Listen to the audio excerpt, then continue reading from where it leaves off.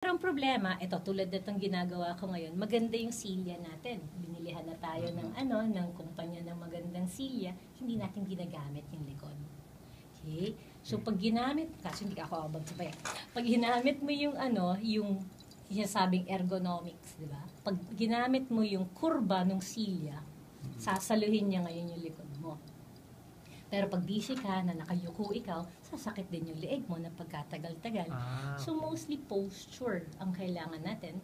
And syempre mas maganda naman na hindi ka kuba, di ba? So kahit na wala ka pa ng osteoporosis, isa pang topic yan.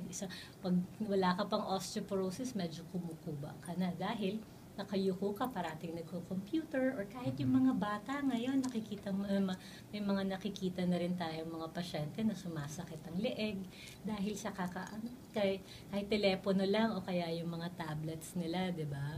So, minsan parang simple lang yung sagot, di iangat mo siya, di ba? So, para kung so may tips ka ba, Doktora John, sa mga, yun na nga, lagi nakaupo? Ano ba magandang posture para hindi kumuba, hindi maging mas pandak, at hindi sumakit yung likod? Diba? Ang pinakamaganda talaga, sabi ko, parang simple pakinggan, gamitin natin yung silya na binigay sa atin na medyo pinagkagastosan ng natin, ng kumpanya o nung sawa natin o nung kasi karamitan ng mga silya ngayon hindi na diretsong-diretso yung likod. So, pag ginamit mo yung silya at medyo sumandal ka, ayan, so, hindi diretsong, yung muscles natin, hindi napapagod.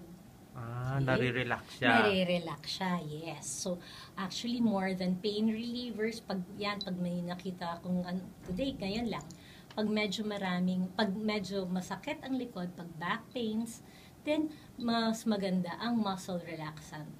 Para hindi tayo inom lang ng inom ng gamot, sabi mga kanina.